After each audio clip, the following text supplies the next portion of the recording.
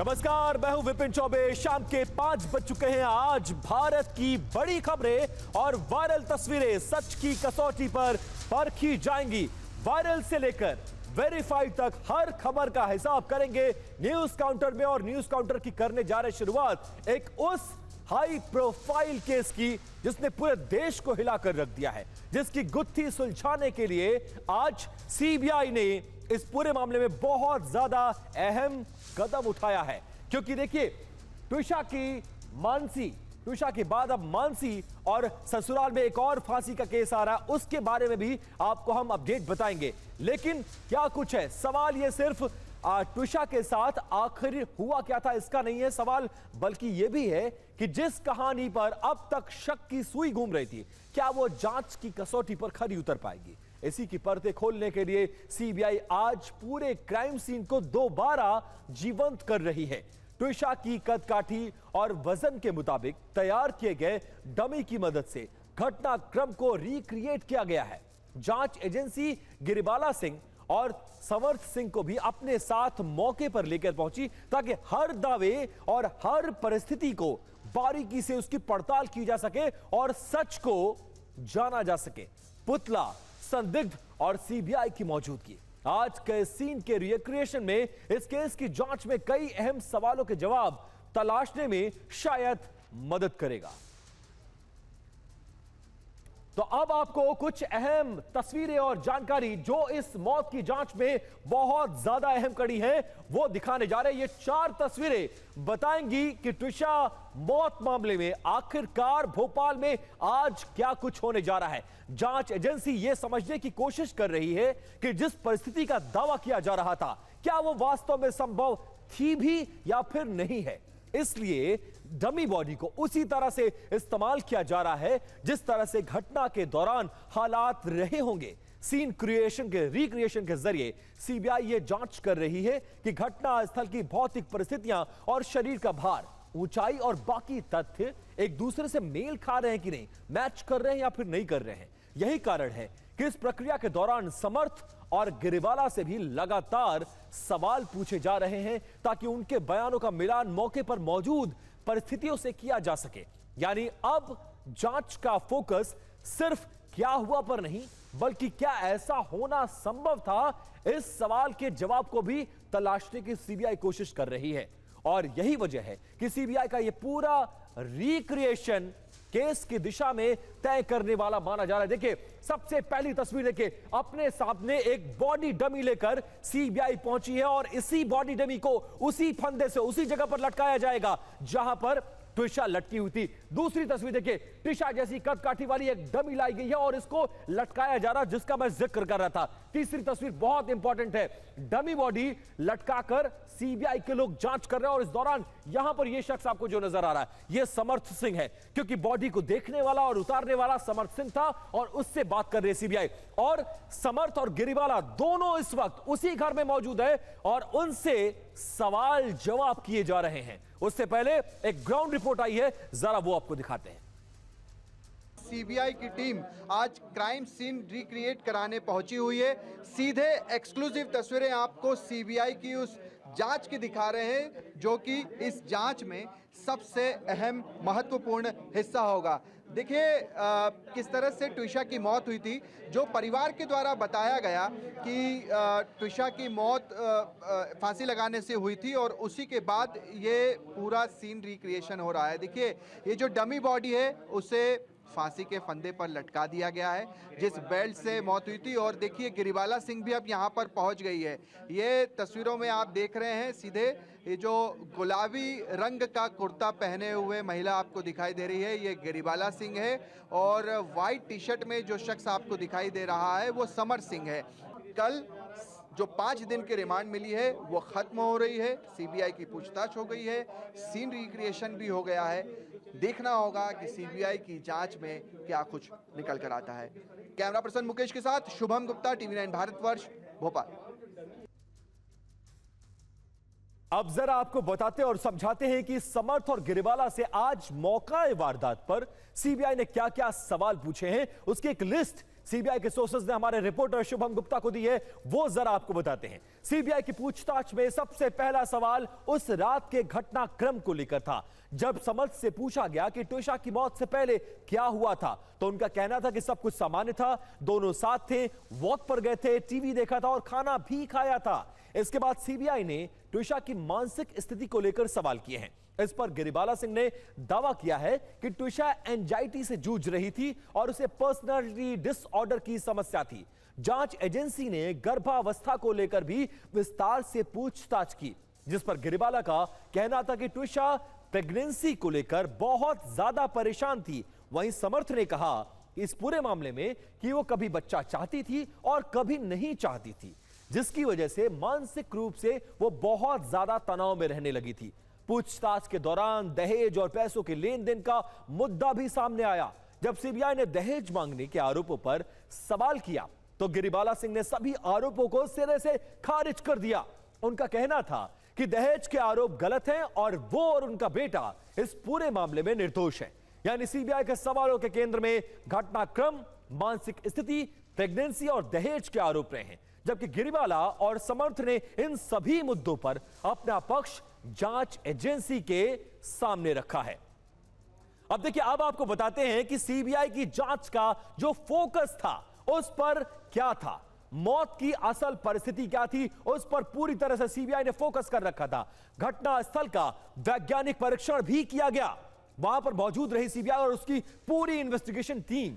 इसके अलावा गिरिबाला और समर्थ के बयानों को दर्ज किया गया और यह भी देखा गया कहीं दोनों के बयानों में विरोधाभास तो नहीं है। डमी के जरिए घटनाक्रम की पड़ताल की गई और सीक्वेंस ऑफ इवेंट्स को समझा गया। सबूतों और बयानों का मिलान किया गया ताकि सच्चाई को जाना जा सके। अब देखिए, खबर को न्यूज काउंटर में बदलने जा रहा है। खबर बदलेगी लेकिन कहानी कुछ एक जैसी है।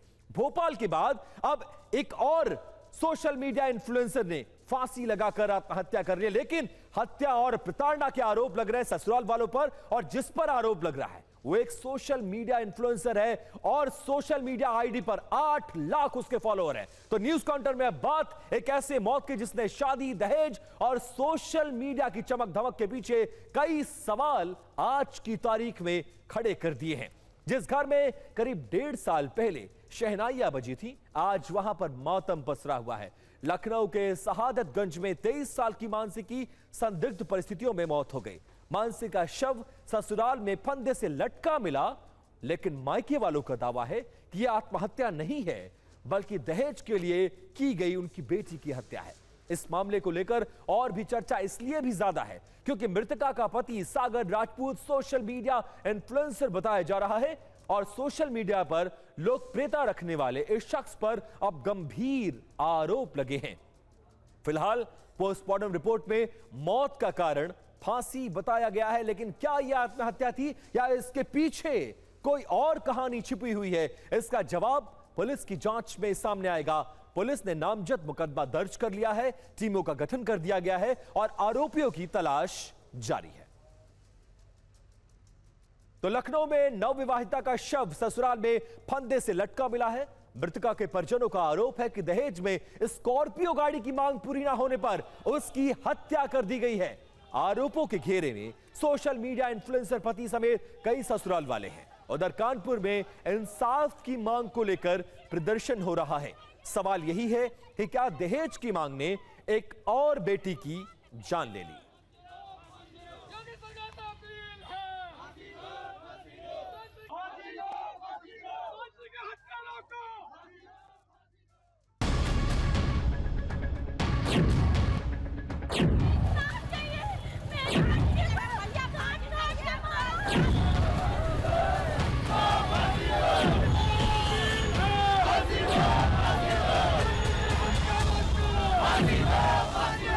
मेरी भतीजी मानसी को पूरे परिवार के षड्यंत्र के तहत मिलकर उसकी निर्मम हत्या कर दी गई।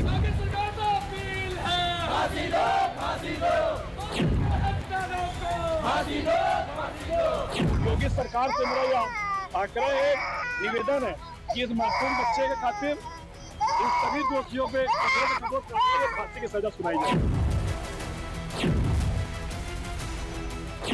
ससुराली जन्म दहेज के लिए उसका उत्पीड़न करते थे, कार की डिमांड करते थे। सूचना के आधार पर तत्काल FIR लॉन्च कर दिया गया और पोस्टमार्टम से हैंगिंग की पुष्टि हुई है। अभियुक्त गणों की गिरफ्तारी के लिए टीमें सक्रिय हैं, शीघ्र गिरफ्तारी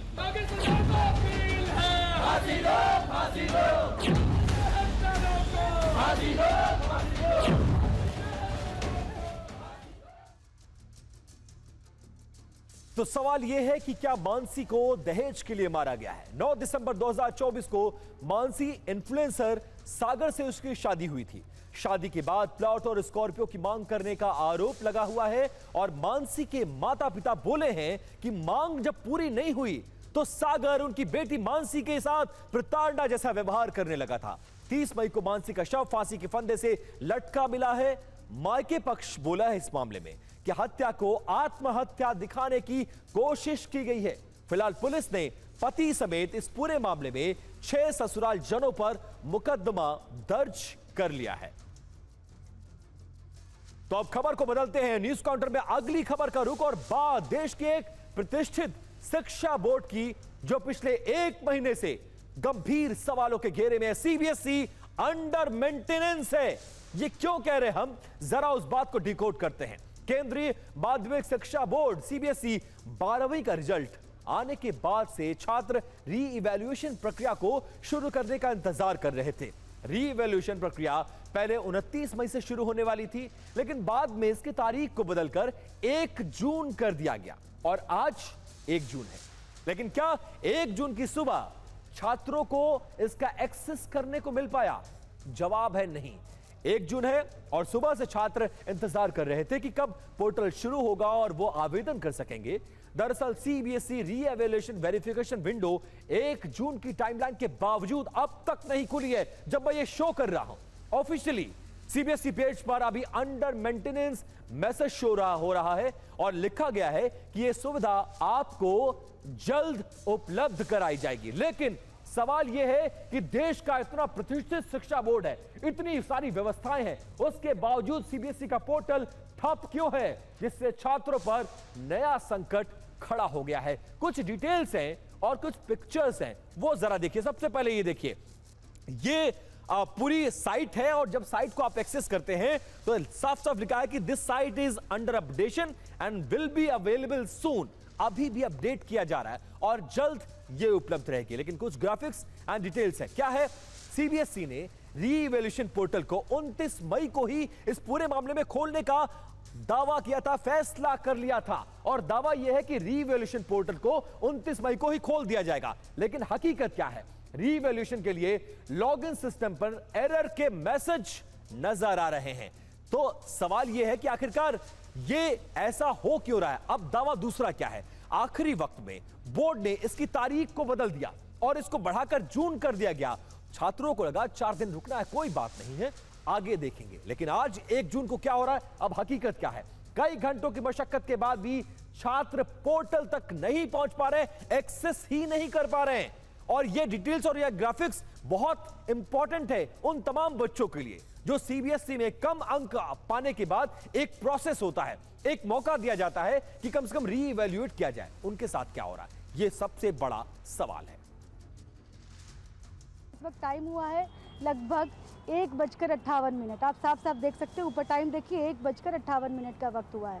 और मैं आपको नीचे दिखाऊंगी, इनकी ये वेबसाइट है CBSE की ई वेरिफिकेशन के लिए। अब मैं उसको नीचे खोलूंगी पोर्टल, ये देख सकते हैं, ये पोर्टल का लिंक है और इसके लिए मैं इसको ओपन करती हूँ। ये आप देख सकते हैं साफ साफ, ये स्क्रीन आएगी, इस पर ओके करेंगे। उसके बाद मैं उसको, ये आएगा, आप साफ देख सकते हैं, लिखा हुआ है site is under maintenance, will be available सून। जब टाइम आप साफ साफ देख सकते हैं कि 2:45 हो रहे हैं। तो आप देख सकते हैं कि CBSE का ये जो वेबसाइट है, यहीं से जो पोर्टल खुलेगा, आप देख सकते हैं साफ साफ, ये यहाँ से मैं इसको ओपन करूँगी। इन्होंने बाकायदा लिंक दे रखा है वेबसाइट पर। जब मैं इसको खोलती हूँ, 2:45 का वक्त हो चुका है। सुबह ही इसको ओपन होना था, लेकिन सुबह से ही ये नहीं चल रहा है। और आप साफ देखिए, लिखा हुआ है site is under updation and will be available soon. Time दिखा रही हूँ इस वक्त, देखिएगा 3:20 हो रहे हैं दोपहर के, लेकिन अभी तक जो है वो पोर्टल देखते हैं खुल रहा है कि नहीं खुल रहा है। ये देखिए, अगर इसको मैं क्लिक करती हूँ तो क्या आ रहा है, मैं साफ साफ आपको दिखा रही हूँ फिर से। ये देखिए, site is under updation and will be available soon. Site is under maintenance, will be available सून। ये हालत है दिल्ली की शिक्षा व्यवस्था, देश की शिक्षा व्यवस्था का। अब सीबीएसई के सिस्टम पर सवाल खड़े हो रहे हैं। AWS cloud storage Buffett safe नहीं है, बिना ऑथेंटिकेशन के डेटा एक्सेस संभव है। छात्र वेदांत की आंसर शीट से ये तमाम जानकारियां सामने आई हैं। वेदांत को गलत आंसर शीट देने पर बवाल खड़ा हुआ तो सीबीआई ने मामले की लीपापोती करना शुरू कर दिया। 4 लाख छात्रों ने मांग ली है सेकंड कॉपियां। अब कई छात्रों की आंसर शीट में गड़बड़ी के सीबीएसई पर आरोप लग रहे हैं। 13,000 कॉपियों के पन्ने धुंधले नजर आ रहे हैं और कई छात्रों को दूसरे छात्रों की कॉपियां दे दी गई हैं और यह खुलासा हुआ है, जिसके बाद पूरे देश में सीबीएसई की भग पिटी है। कॉपी में कुछ उत्तरों को जांचा तक नहीं गया और इवैल्यूएट कर दिया गया। जिसको जितना मन आया उसको उतना नंबर दिया गया। यह हालत है सीबीएसई का। चलिए अब खबर को बदलते हैं और न्यूज काउंटर में अब बात आपकी और हमारी दुश्मन महंगाई डायन की जंग सिर्फ सीमाओं पर नहीं लड़ी जाती है, बल्कि उसका असर आम आदमी की जेब तक भी पड़ता है। यह कैसे हो रहा है? बेशक इजराइल और ईरान में जंग चल रही हो, लेकिन भारत में आम इंसान कैसे दो चार हो रहा है? क्योंकि जंग के अंजाम की वजह से भारत में, दिल्ली में, देश में महंगाई बेलगाम हो गई है।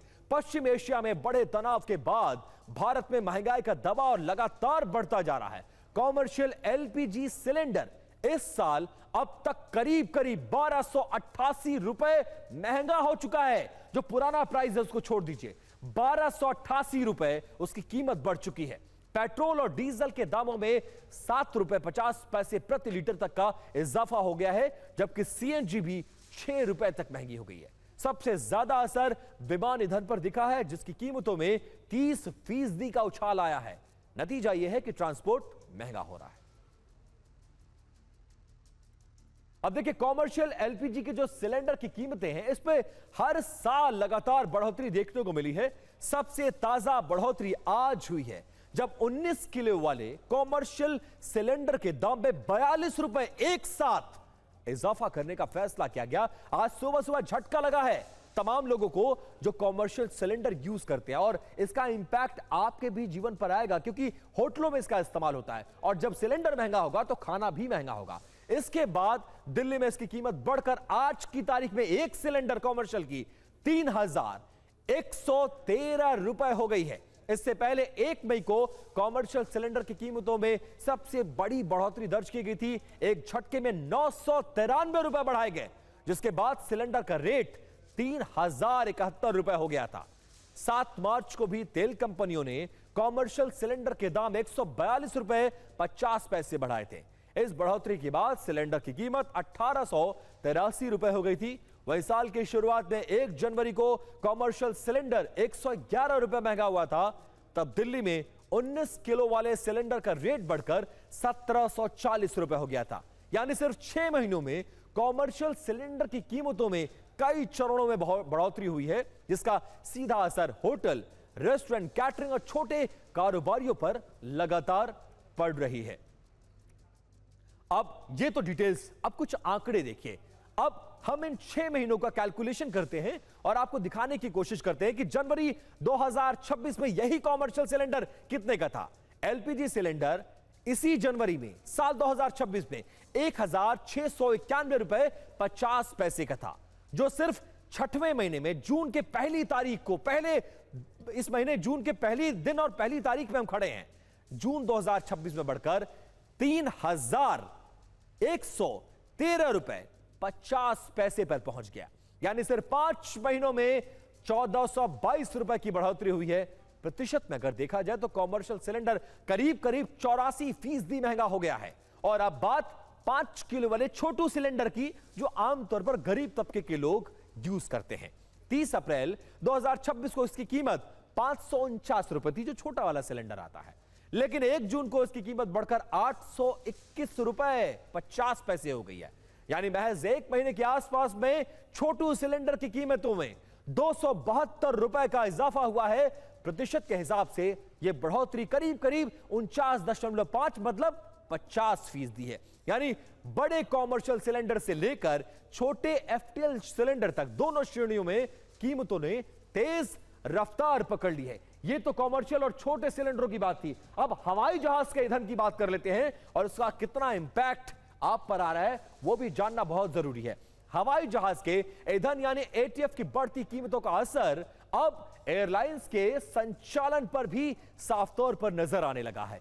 1 अप्रैल को एटीएफ की कीमतों में 25% की बढ़ोतरी हुई और इसके बाद 1 मई को कीमतों में फिर से 5.33% का इजाफा किया गया। यानी सिर्फ 2 महीनों में एटीएफ करीब 30% से ज्यादा महंगा हो गया। फ्यूल की बढ़ती लागत के चलते कई एयरलाइंस ने उड़ानों में कटौती करने का फैसला कर लिया है। एयर इंडिया ने इस पूरे मामले में कई घरेलू रूट्स पर विमानों की उड़ानों की संख्या को घटाने का फैसला किया है।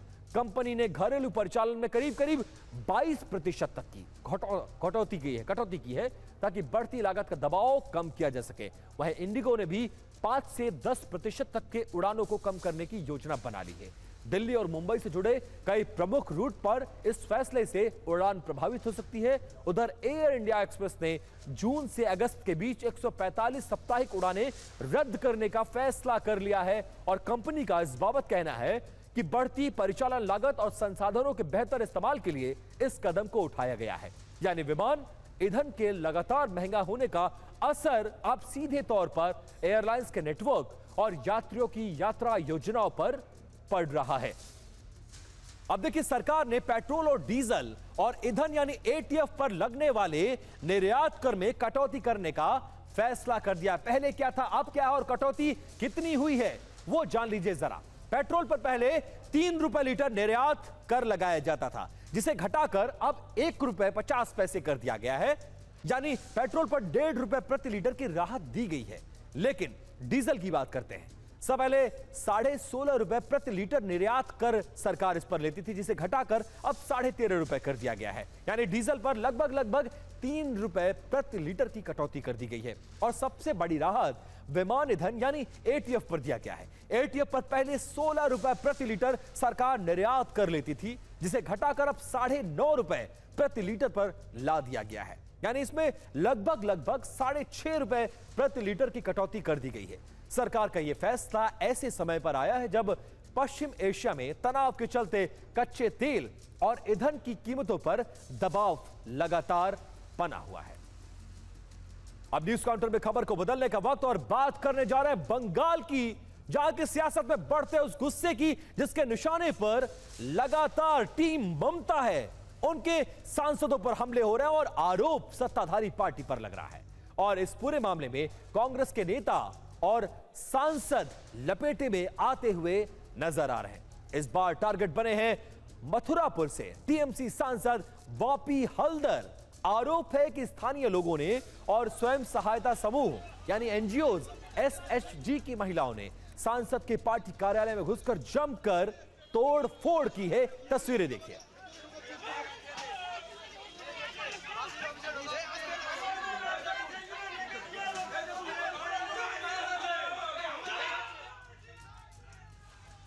और सांसद के ऑफिस में जो लोग प्रदर्शन कर रहे हैं उनका आरोप है कि इलाके में भ्रष्टाचार हुआ है, लाभार्थियों तक टीएमसी की सरकार रहते पैसा नहीं पहुंचा और सरकारी योजनाओं में जमकर गड़बड़ी की गई है।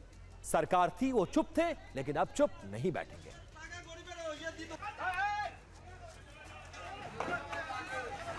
हालांकि इन आरोपों पर सांसद वापी हल्दर की ओर से कोई आधिकारिक प्रतिक्रिया अब तक सामने नहीं आई है। लेकिन सवाल बड़ा है कि क्या बंगाल में टीएमसी नेताओं के खिलाफ जनता का गुस्सा बढ़ गया है। पिछले 3 दिनों में यह तीसरी घटना है बंगाल में जब किसी टीएमसी सांसद या फिर बड़े नेता को जनता के विरोध का सामना करना पड़ा हो। पहले अभिषेक बनर्जी पर जूते और अंडे फेंके गए, फिर सांसद कल्याण बनर्जी को काले झंडे दिखाए गए और पत्थरबाजी उन पर करने का आरोप लगा। अब मथुरापुर में टीएमसी सांसद वापी हल्दर का पार्टी कार्यालय लोगों के गुस्से का केंद्र बन गया है। प्रदर्शनकारियों ने भ्रष्टाचार, फंड में गड़बड़ी और सरकारी योजनाओं के लाभ से वंचित किए जाने जैसे गंभीर आरोप लगाए हैं। लगातार सामने आ रही घटनाओं ने बंगाल में टीएमसी नेताओं के खिलाफ बढ़ती नाराजगी को लेकर नई राजनीतिक बहस को जन्म दे दिया है।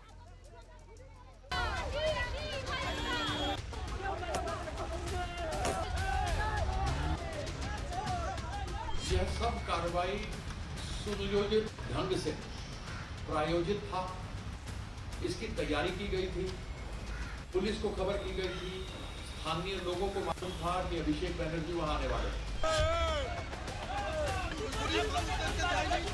सोलारपुर में डीजे बजाने का हॉल है, इसमें कोई बीजेपी का रोल नहीं है। अभिजीत विश्वास यह बीजेपी के कार्यकर्ता हैं, उनके ऑफिस बेयरर हैं। इनके वीडियो में उनमें से हमने ये शॉट्स निकाला है और आपको दिखा रहे हैं।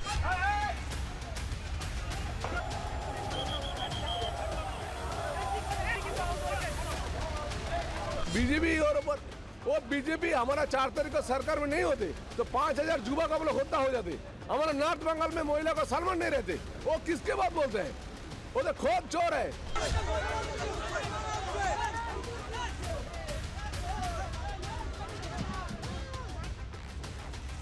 जिस प्रकार से बीजेपी आगे बढ़कर लोगों को डरा रही है, धमका रही है, यह उचित नहीं है।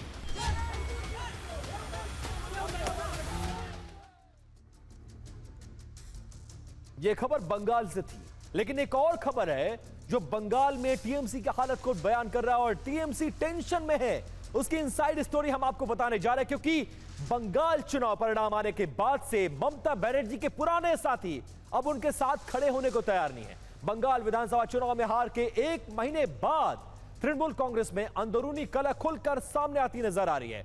ममता बनर्जी द्वारा बुलाए गए विधायकों की बैठक में 80 विधायकों में से केवल कल वाली बैठक में 20 पहुंचे हैं। 60 विधायक गायब हैं, जिसके चलते बैठक को स्थगित करना पड़ा। पार्टी के राष्ट्रीय महासचिव अभिषेक बनर्जी पर सोनारपुर में हमले की घटना को लेकर उसके एक दिन बाद तृणमूल सुप्रीमो ममता बनर्जी द्वारा रविवार शाम में कोलकाता के कालीघाट स्थित अपने आवास पर बुलाई गई पार्टी विधायकों की बैठक में 80 में से केवल 20 विधायक पहुंचे और इसको लेकर चर्चाओं का बाजार गर्म है। सवाल यह है कि क्या टीएमसी में ऑल इज नॉट वेल वाले हालात पैदा हो गए हैं? क्यों ममता के 15 साल, 20 साल, 25 साल वाले साथी आज की तारीख में उनके साथ खड़े होने को तैयार नहीं है? इसीलिए बंगाल में दावा किया जा रहा है कि टीएमसी में all is not well. TMC की 3 बैठकें हुई हैं और तीनों में विधायक नदारत रहे हैं। हमारे सहयोगी लोकेश ने इस ग्राफिक्स को बनाया और समझाने की मैं आपको कोशिश करता हूं। देखिए, पहली बैठक 6 मई को होती है। कुल विधायक टीएमसी के कितने हैं? 80 विधायक हैं, लेकिन बैठक में पहुंचे कितने? 71। नहीं पहुंचे 9। ये वो तारीख है जब चुनाव परिणाम को आए हुए 2 दिन हुए थे। अब जरा स्लाइड चेंज करिए, दूसरी बैठक की तारीख दिखाइए, कितने विधायक पहुंचे और कितने एब्सेंट रहे। दूसरी बैठक कब हुई है? 20 मई को हुई है। कुल विधायक 80, मीटिंग में पहुंचे कितने? 35 और एब्सेंट रहने वाले विधायकों की जो संख्या है वो 45 पहुंच गई। यहां तक भी बात ठीक थी। अब तीसरी स्लाइड जरा दिखाइए। तीसरी स्लाइड आपको चौंका कर रख देगी। अब देखिए, तीसरी स्लाइड 31 मई यानी आज से 1 दिन पहले विधायकों की संख्या उतनी ही है, 80 के 80 बुलाए गए और यह कहा गया पार्टी संकट में। अभिषेक बनर्जी ममता बनर्जी के बाद दूसरा सबसे बड़ा चेहरा, उस पर हमला हो गया है, बड़ा प्रदर्शन करना है। लेकिन पहुंचे कितने? ममता बनर्जी की बैठक में सिर्फ 20 विधायक और नदारत कितने? 9 से शुरू हुआ सफर अब 60 तक पहुंच गए हैं। टीएमसी की 6 मई को पहली बैठक हुई जिसमें कुल विधायकों की संख्या इतनी पहुंची और उसके बाद हालात बहुत ज्यादा खराब नजर आ रहे हैं। विधायकों को घेर के रखा गया, विधायकों को डराया गया, विधायकों को घर से नहीं निकलने दिया गया। आप ये समझ लें कि 80 के 80 विधायक तृणमूल के साथ हैं। होने हमारे 200 से ऊपर होने चाहिए थे, लेकिन उन्होंने खेल खेला। ये जोंक की तरह है, पैरासाइट है, जिनके साथ चढ़े उन्हीं को खत्म कर दिया। नीतीश कुमार को खत्म कर दिया, नवीन पटनायक को खत्म कर दिया, शिरोमणि अकाली दल को खत्म कर दिया, दुष्यंत चौटाला को खत्म कर दिया। इन्होंने तो सबको खत्म कर दिया। और पश्चिम बंगाल में राजनीतिक उथल पुथल के बीच तृणमूल कांग्रेस प्रमुख ममता बनर्जी सड़क पर उतरने की तैयारी में है। ममता बनर्जी टीएमसी नेताओं पर हुए हमलों के विरोध में 2 जून 2026 को कोलकाता में एक बहुत बड़ा धरना और राज्यव्यापी प्रदर्शन का ऐलान कर दिया है। 2 जून को ममता बनर्जी खुद कोलकाता की राजधानी रानी रासमोई रोड पर, कोलकाता में रानी रासमोनी रोड पर धरने पर बैठेंगे और इसके अलावा पार्टी द्वारा बंगाल के हर ब्लॉक, हर जिले, हर तहसील और हर वार्ड में विरोध प्रदर्शन करने का ऐलान किया गया है। अब देखिए, खबर को बदलने जा रहे हैं और बात बिहार की राजनीति की उस परिवार को जो हमेशा सत्ता में हो या फिर ना हो चर्चा में रहता है। और इस बार लालू परिवार बिहार में अशुभ बंगले पर बिफर पड़ा है। सरकार से दो हाथ करने को तैयार है और इसलिए बिहार में बंगले पर अशुभ सियासत होती नजर आ रही है। एक लंबे अरसे से लालू परिवार जिस बंगले में रह रहा था, सरकार अब उसको खाली करा रही है। बिहार की राजनीति में सरकारी बंगलों का इतिहास हमेशा से सत्ता के रसूख और दांव पेंच का गवाह रहा है। ताजा मामला सूबे की पूर्व मुख्यमंत्री और विधान परिषद में नेता प्रतिपक्ष राबड़ी देवी का है, जिन्होंने पटना के वीवीआई इलाके में मौजूद 10 सर्कुलर रोड पर अपना सरकारी बंगला खाली करने से साफ तौर पर इनकार कर दिया है। प्रशासनिक स्तर पर सचिवालय एसडीपीओ अनूप कुमारी भारी पुलिस बल के साथ राबड़ी आवास पहुंची थी, लेकिन आरजेडी सुप्रीमो के अड़ियल रुख के सामने फिलहाल वो लौट गई हैं। आरजेडी इसे विपक्ष के प्रति दुर्भावनापूर्ण कार्रवाई बता रही, जबकि सत्ता पक्ष इसे कानून का राज बताने में जुटा हुआ है। आखिरकार राबड़ी देवी को कौन सा बंगला है जिसमें जाने से बच रही है और इस बंगले का इतिहास अशुभ वाला रहा है। 10 सर्कुलर रोड का यह विशाल बंगला पिछले 2 दशक से लालू राबड़ी परिवार और राष्ट्रीय जनता दल का सबसे बड़ा बिहार में पावर सेंटर रहा है। सरकार ने नियमों का हवाला देते हुए इस बंगले को नए कैबिनेट मंत्री नंद किशोर राम के नाम आवंटित कर दिया और राबड़ी देवी को विकल्प के तौर पर 39 हार्डिंग रोड का बंगला अलॉट कर दिया है। राबड़ी देवी को बंगला खाली करने का तीसरा नोटिस जारी किया जा चुका है और बंगले पर सियासी जंग अब जुबानी जंग में तब्दील होती नजर आ रही है।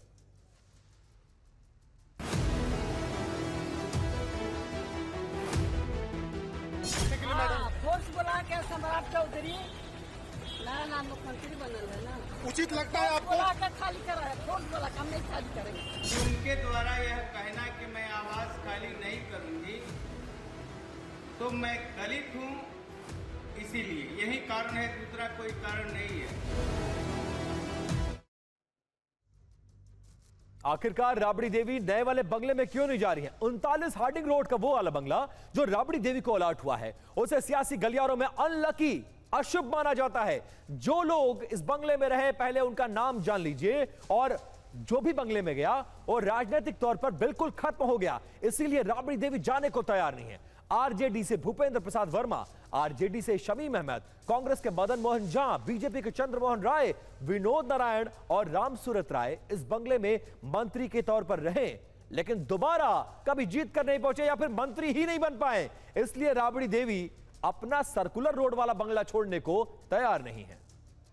सम्राट चौधरी की सरकार ने राबड़ी देवी का सरकारी ये बंगला अब मंत्री नंद किशोर राम को आवंटित कर दिया है। पिछले साल ही विधान परिषद में नेता प्रतिपक्ष के नाते राबड़ी देवी को नया सरकारी बंगला 39 हार्डिंग रोड आवंटित किया गया था। बिहार में 10 सर्कुलर रोड का यह बंगला पिछले कई वर्षों से बिहार की सत्ता और सियासत का केंद्र बन चुका है।